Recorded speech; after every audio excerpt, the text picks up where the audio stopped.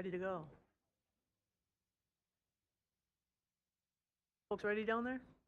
Everything's good? Okay, ready, good to go. Okay.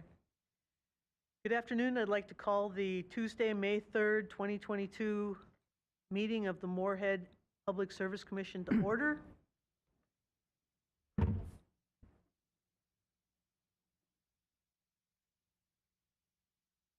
Customers wishing to address the commission for items that are not on the agenda are asked to fill out the request to speak form located on the back counter and give it to the administrative assistant in attendance at the meeting prior to speaking. Customers wishing to address the commission regarding a specific agenda item other than the rate hearings will be given an opportunity during the discussion of that item. Each customer will be given 3 minutes to address the commission. We are here to listen. Any follow-up or feedback will be done by email on anything that cannot be resolved this evening. Looking out, I don't see anybody send in any. Okay, we can move on. I'd entertain a motion to approve the agenda. Second. I have a motion by Paulson, seconded by Daly, to approve the meeting's agenda.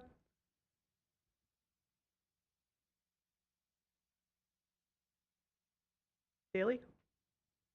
Yes. Hendrickson? Yes. McDougall? Yes. Paulson? Yes. Thompson, yes. We have an agenda. Okay, I'd entertain a motion to approve the consent agenda. So moved. Second. Okay, I have a motion by McDougall, seconded by Paulson, to approve the consent agenda. Daly? Yes. Paulson? Yes. McDougall? Yes. Hendrickson? Yes. Thompson, yes. Are there any customers to be heard or recognitions? Not, excuse me, not at this time, Madam Chair. Okay, thank you. Any old business? Okay, seeing none, we'll move on to reports. City Council, Mr. Hendrickson. Thank you, Madam Chair. Just, we haven't had a council meeting in a couple of weeks, but just one thing to note, during the last council meeting, we amended the local sales option sales tax, which was going to make it on the November ballot. We amended it from 22 years to 30 years because of costs have gone up, supply and demand, and you know, it's going to be easier for the city to collect the 30-year period instead of 22. But hopefully we you know, collect enough sales tax where we can pay it early. So that's it. Okay, thank you. Any Public Service Commission reports? Seeing none, General Manager's report, Mr. Schmidt. Yeah, a couple items in the General Manager's report. We've got the Community Solar Garden credits for 2021 on there. Couple different groups or classes that's included in that, residential, just based on what type of customer has ownership in the Community Solar Garden and what they get per panel. There's also a $2.02 per panel maintenance fee. That's also just part of the maintenance and cleaning, making sure everything is good up there as well too. So other than that, again, our normal meeting update on legislative activities. And then this week is AWWA Drinking Water Week. So that's going on all week, just to recognize all the work that it takes to get the water from our sources treated and then out to the customers as well too. So kudos to all of the Water Division staff for what they do to make sure we have some of the best water in Minnesota. Thanks for putting out that press release. Yep. Another note too, Commissioner Durand asked me today to do a note on how the water quality was going on the Red River. It's better than it was back in November and December, but it's still up there. And then with some of the heavy rain events as well too, we're seeing some water quality issues, but again, better than the November-December timeframe. So I'd entertain a motion to accept the General Manager's report. So moved. Second. Motion by Daly, seconded by Hendrickson, to approve the General Manager's report, accept the General Manager's report. All in favor say aye. Aye. Opposed? Okay, item number D, Annual Reliability Performance Report. Mr. Schmidt. And I'm going to have Taylor Holt, our electric distribution engineer, come up and speak to this. Again, this is our reliability for 2021. As you know, we had a little bit of a difficult year last year, and Taylor's going to speak to how we did both with major events and without, and then just a little bit of a change up to our normal reliability performance report. We've got some new software that simplifies our process a little bit. So go ahead, Taylor. This annual report began in 2004 when the Minnesota legislature mandated that municipal utilities track and prepare reports for their local governing board. As a result, the commission set numerical goals for 3 reliability indices. We call them, and they're acronyms, CAIDI, SAFE, and SAIDI. And they're explained further in detail in our report. If you'd like me to go into a little more depth of that, I'd be happy to, but please ask at the end. MPS was unable to meet any of these goals for 2021 based on what the goals were set at. Although we had a below average number of total outages, one major storm in June made it impossible for these goals to be met. If it were not for this lone event, 2021 would have been a relatively good year for reliability purposes. To put this storm into perspective, this event caused almost 6,600 customers to be without power for a little over 5 hours, or 300 minutes. We then multiply those 6,600 customers times the 300 minutes to come up with a total of roughly 2 million customer minutes without power. If we were to combine the total customer minutes without power over the previous 3 years, we would come up with roughly that same total. Attached with this item is an annual benchmarking report.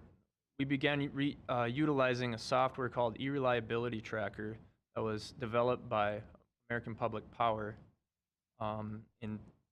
We started using it in 2020 in order to improve efficiency and accuracy of our outage tracking. This report shows our statistics and how they compare with other utilities across the nation. MPS is utilizing a strategy to try to lower these indices, and we're doing that by including cable replacement projects, overhead to underground conversion projects, and trimming or tree trimming in our capital budget. AMI and system automation also have the potential to positively affect these numbers.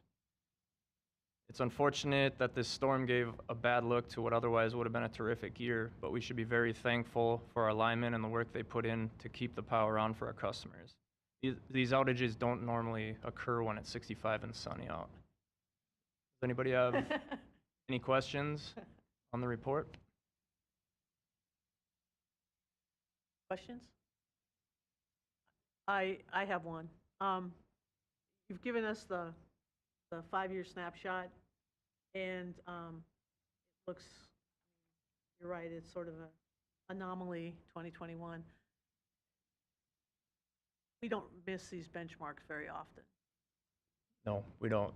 Okay, so We've been very successful throughout the years, and I also included some numbers in that executive summary that explains what our numbers would have looked like if it excluded major events, which is those numbers come directly out of that benchmarking report.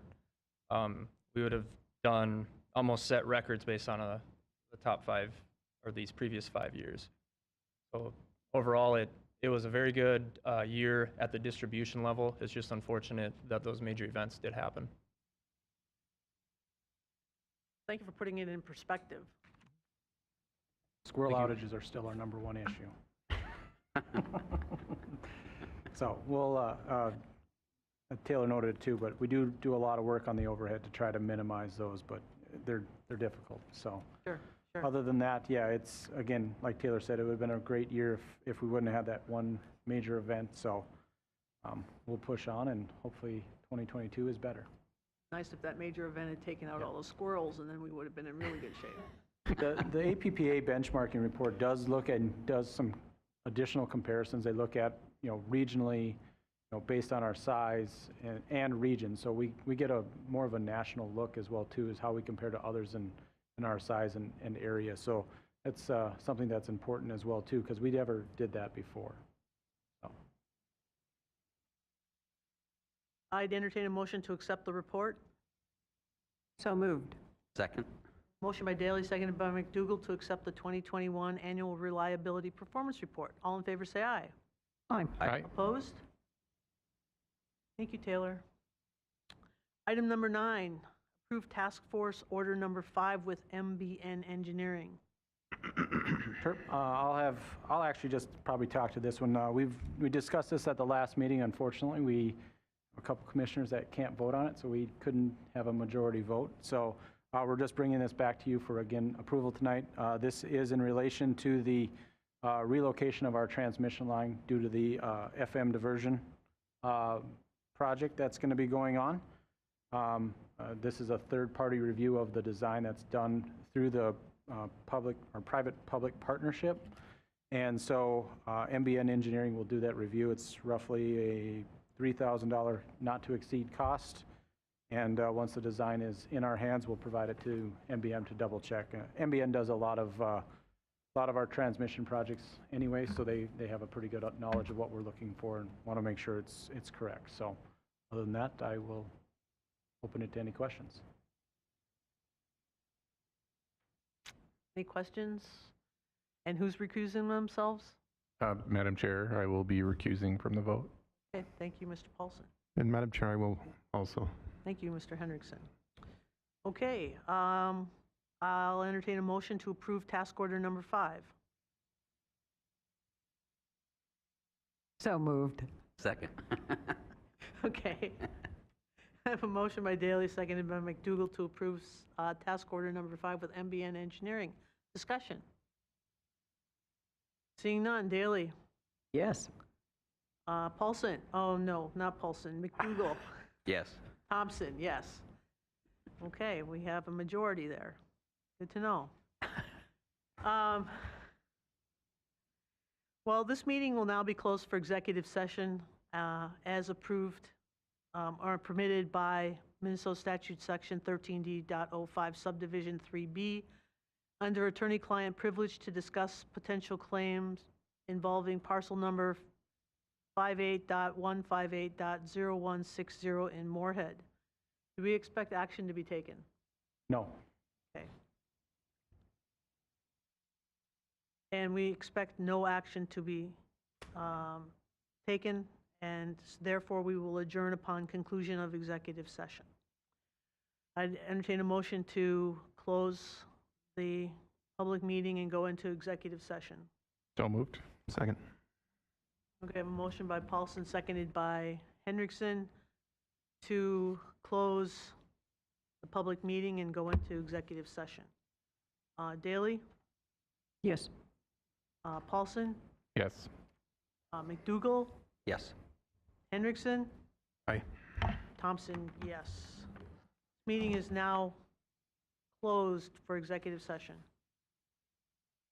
Thank you for coming.